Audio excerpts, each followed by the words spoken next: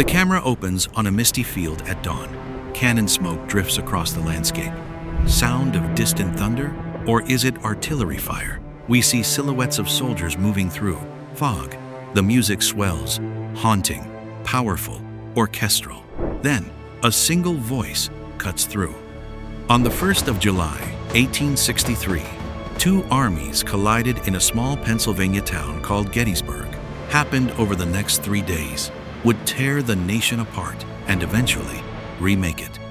The screen fades to black, gold lettering appears. Cities through time. Gettysburg in 1860 was nothing like the Gettysburg we know today. Picture this, a sleepy, farming town, population around 2,400, nestled in the heart of Pennsylvania Dutch country. Streets were quiet, lined with brick buildings and wooden storefronts. Merchants opened their 7 shops at dawn, arranging goods in windows with care and patience. Children played in the town square, chasing hoops and playing games that had been played for generations. Farmers brought their produce to market. The church bells rang on Sunday mornings. Life moved at the ranch pace of seasons and harvests. Nobody, absolutely nobody in that town could have imagined that their small, ordinary community would become the most important battleground in American history. This was a place where time moved slowly, where traditions mattered more than progress. Biggest drama in people's lives was a harvest failure or a town scandal. Gettysburg couldn't conceive of what was coming. They had no idea that history, violent, transformative, bloody history, was about to arrive on horseback, bringing fire and death to their peaceful streets. The town had a railroad connection to the outside world, which brought news and commerce. But mostly, Gettysburg was self-contained. The townspeople knew their neighbors. The local merchants, the town doctor, the blacksmith, they went to church. They had modest ambitions to own their land, to see their children marry well, to live quiet, dignified lives. That was the American dream as they understood it. No one was thinking about national destiny or historical significance. They were thinking about crops and weather and the price of grain. But across the nation, something dark was gathering. The question of slavery, whether it would be allowed to spread into new territories, whether it would eventually consume the entire nation, was tearing the country apart. Political leaders argued, compromises were proposed and rejected. The nation was dividing itself, not along geographical lines exactly, but along lines of principle and economic interest. The North, increasingly industrial, increasingly free labor, focused, and the South, dependent on slavery's brutal economics, were moving toward a collision that seemed inevitable. By 1863, America was bleeding profusely. The Civil War had been raging for 2 years, and it was far worse than anyone had imagined. When the war began in 1861, both sides thought it would be over quickly. Northerners believed their industrial might would crush the Confederacy within months. Southerners believed their superior military tradition and fighting spirit would give them victory before the North could mobilize. Both sides were catastrophically wrong.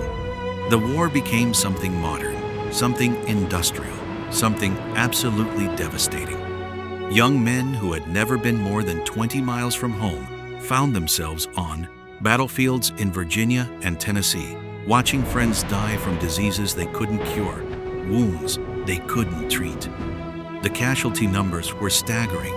At battles like Shiloh and Antietam, tens of thousands of men fell in single days. The nation had never experienced anything like it. And then there was Robert E. Lee. Confederate General Robert E. Lee was considered by many to be the greatest military mind in America, perhaps in the world. He was a legend. He had won victory after victory against odds that should have been impossible. He had humiliated the Union Army at Second Bull Run in August 1862, sending them fleeing back to Ward. Washington in panic. He had crushed them at Fredericksburg. In December 1862, thousands of Union soldiers died, charging up a hill that couldn't possibly be taken every time. The Union thought they had assembled enough force to defeat Lee. He found a way to outmaneuver them, to split his armies and strike where they were weakest, to snatch victory from situations that looked hopeless. By the spring of 1863, Lee had achieved something extraordinary, despite fighting for a nation.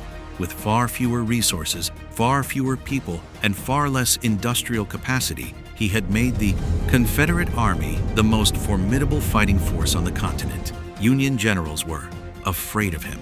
Union soldiers heard stories about him and felt demoralized. He was becoming kind of myth, the invincible Southern general who would never be beaten. But Lee had bigger ideas than simply winning battles. In early June 1863, he began to formulate something audacious, something that could potentially win the entire war. He would march north into Pennsylvania.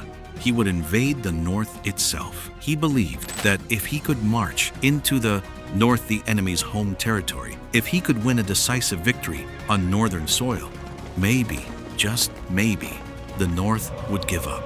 Maybe they would recognize Southern independence. Maybe they would decide that the war wasn't worth it anymore. Maybe the Confederacy would survive and become a permanent nation. That was Lee's gamble. That was his vision.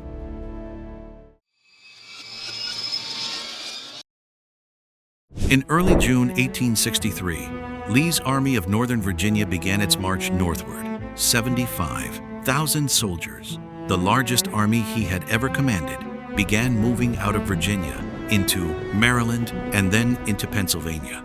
They were a fearsome sight, ragged, hungry, weather-beaten men who had been fighting for 2 years, but absolutely determined. They had no shoes. Many of them had wrapped their feet in rags.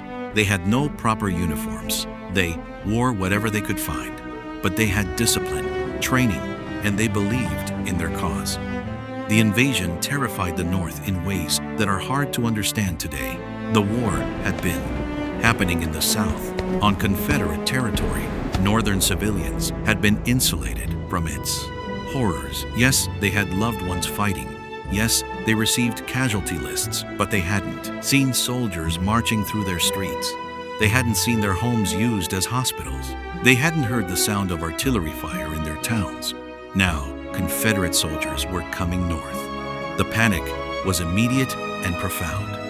Families who had felt safe began fleeing their homes. Merchants boarded up their shops. Militia units were hastily assembled. Old men, boys, anyone who could carry a gun. Governors sent urgent messages to Washington demanding protection. The invasion had become real. This wasn't some distant war in Virginia anymore. This was happening here, now, in Pennsylvania. And Gettysburg sat right in Lee's path. It wasn't a strategic masterstroke on Lee's part. He didn't choose Gettysburg as his invasion point because he had studied it on maps and decided it was the perfect place to fight. Rather, Gettysburg's importance emerged by accident. It was a crossroads town, a place where roads from all directions converged. The Chambersburg Pike came from the west. The Taneytown Road came from the south. The Baltimore Pike came from the southeast. The Hanover Road came from the east.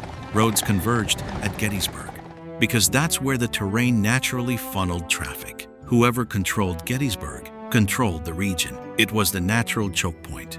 Union General George Meade, the commander of the Army of the Potomac, didn't know exactly where Lee would strike, but he knew it would be somewhere in Pennsylvania. His army, 90,000 soldiers strong, began moving north to try to intercept Lee before he could do too much damage. Meade was a careful, methodical man, not as flashy as Lee, not as celebrated, but competent and determined. He knew that Lee was more brilliant tactically, but Meade had numbers and supplies on his side. He also had something else. He was fighting for the Union. on home territory, relatively speaking, and his men had the grim determination of people defending their nation's existence. The two armies were moving toward each other like two great ships on a collision course, unseen in the darkness, about to crash.